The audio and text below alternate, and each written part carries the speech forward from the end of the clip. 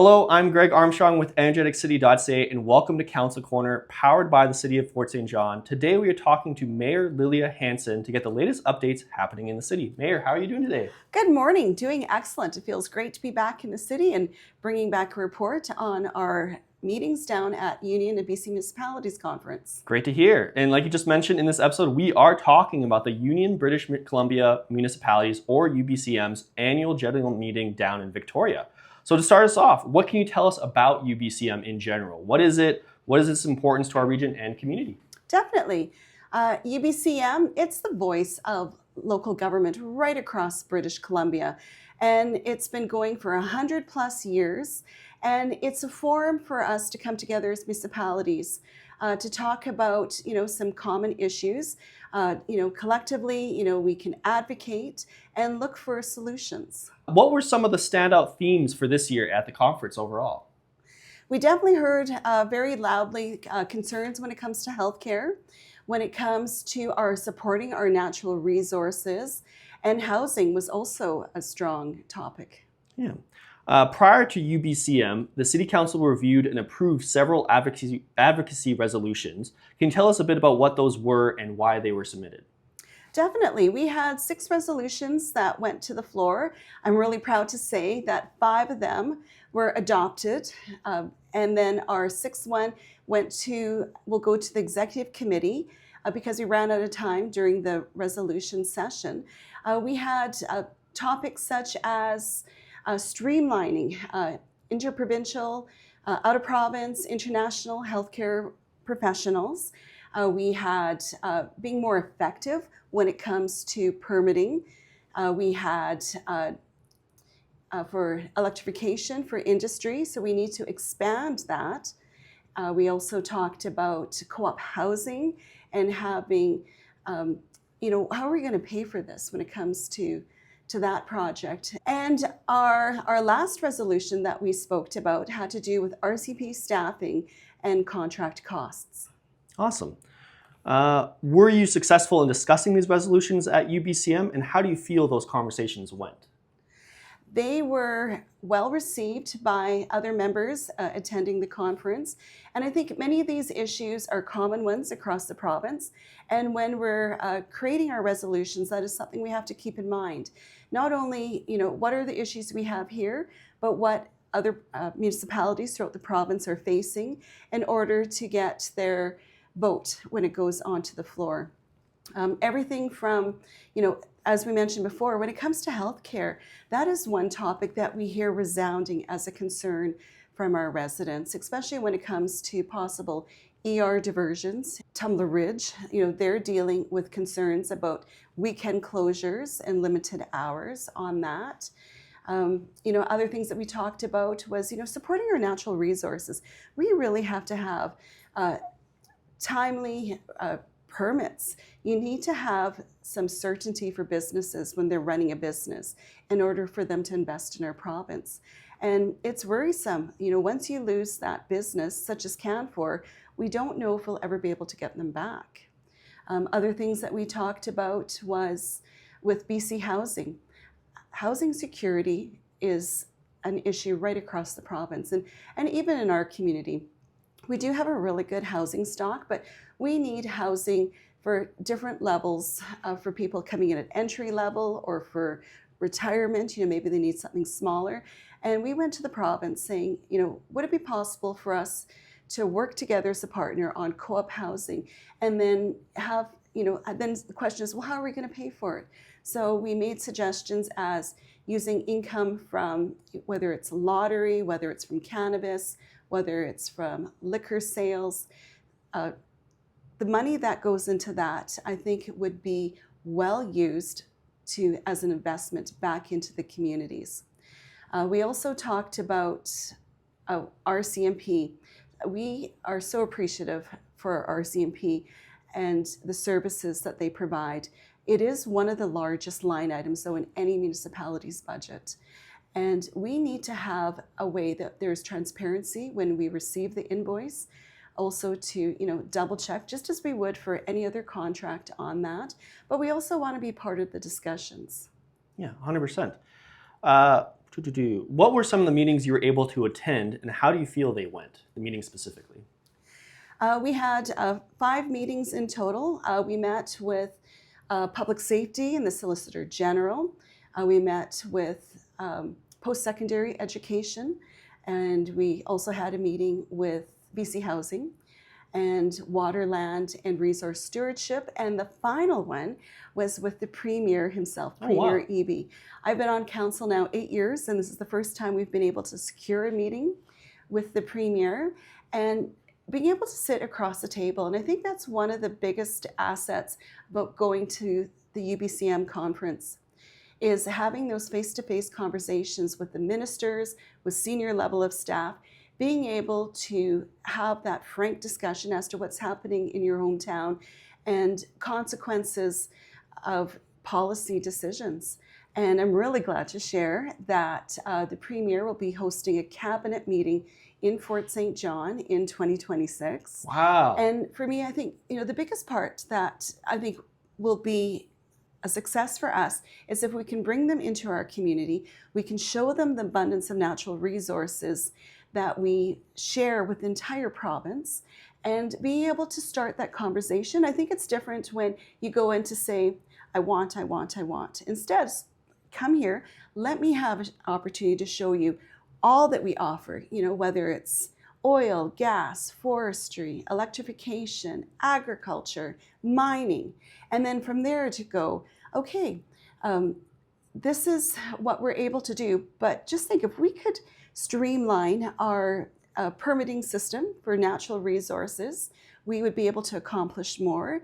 When it comes to healthcare, in order for us to have the workers here, we need to make sure that everybody is healthy and that they can raise families here. Every resolution we brought forward touches on one point to make a community healthier on that. And especially now when globally there's so much uncertainty, we need to make sure that we're talking about right from extraction to export. And I think in order for them to get the larger picture, they need to come up here and see it firsthand. So we're definitely looking forward to inviting them and hosting them. The Premier made the announcement, he confirmed it in front of the delegates and during his closing session. I think that is a major win. And I have to say thank you so much for my team, for council, our executive staff. The amount of work and preparation for it is for these meetings.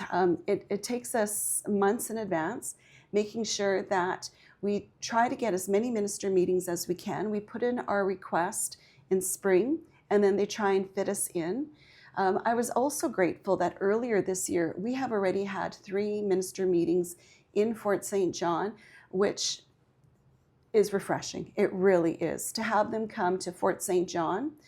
We met with Minister Dix earlier this spring and able to talk about our natural resources and permitting.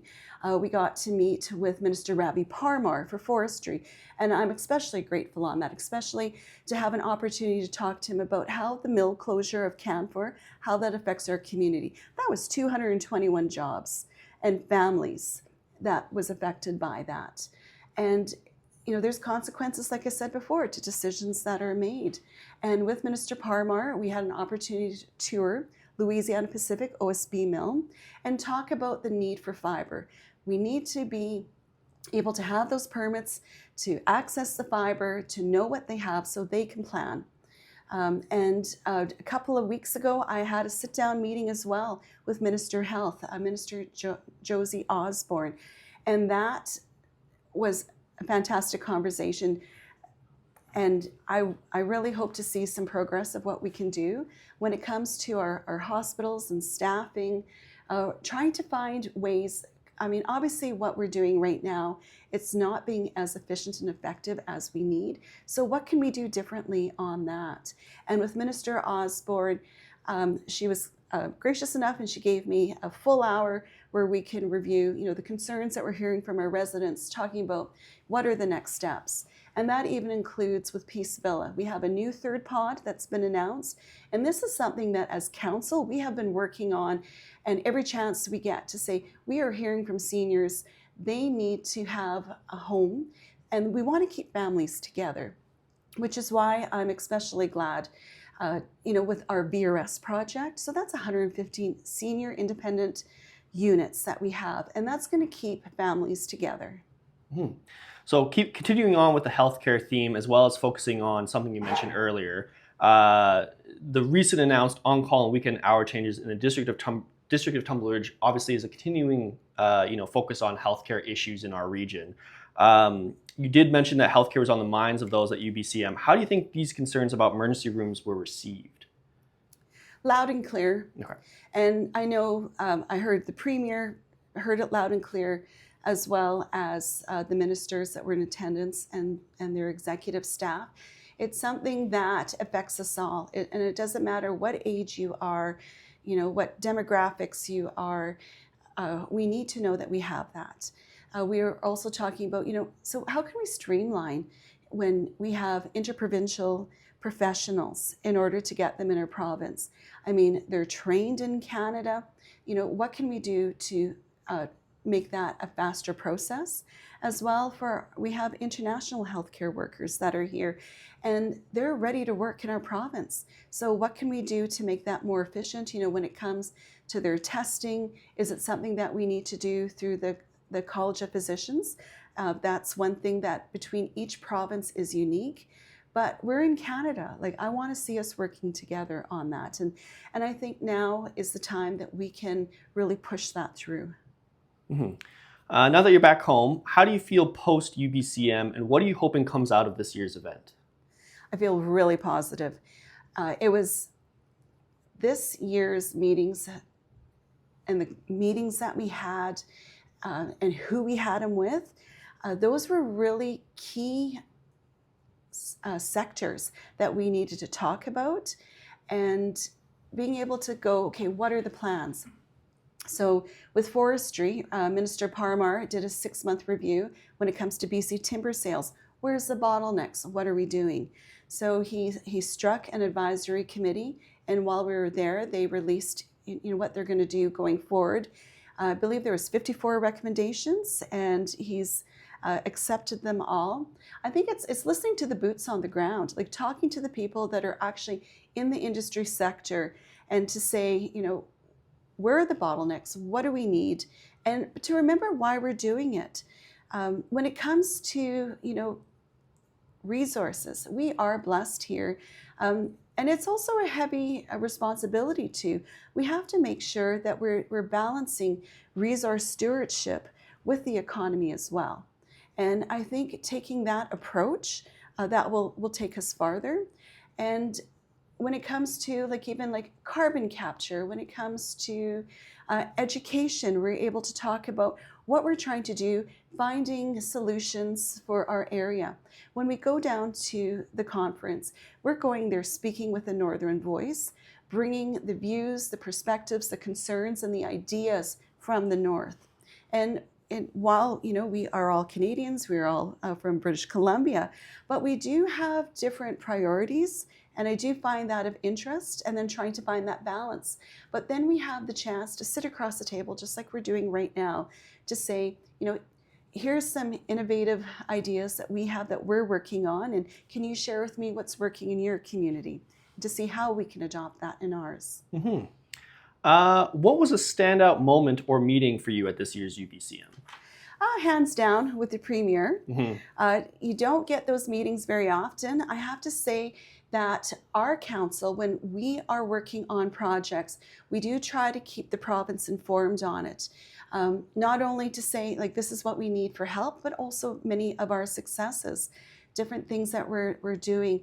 I'm really proud to say we have a new water reservoir that we're working on. When it comes to potable water, having clean drinking water is so important. When we're doing buildings, we have built with making sure we're trying to use our forestry products. We're working towards right now our swimming pool, a replacement swimming pool. So talking with them and what kind of partnerships we're working on that. We circle back to talk about how we have an urban reserve in our community, what we're doing for seniors. Thank you to the residents. The citizens of Fort St. John have invested in housing. whether it's for seniors, for the VRS, Independent Senior Apartment Building, but also partnering with the Fort St. John Association for Community Living. I believe that's a 54 unit.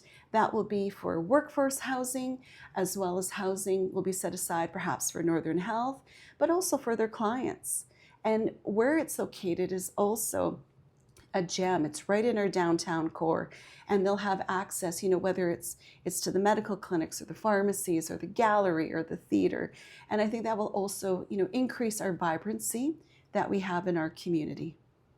Those are all the questions I had for you. Any final thoughts on the UBCM?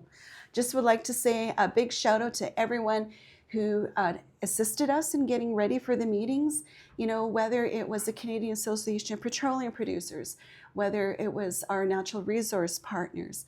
But truly, it was a team effort by our council, by our executive staff, and being able to go down in person, having those conversations, we got to bring our voice from the north. Thank you very much for your time, Mayor. Thank you. This has been Council Corner, powered by the City of Fort St. John. My name is Greg Armstrong with energeticcity.ca. We'll see you next time.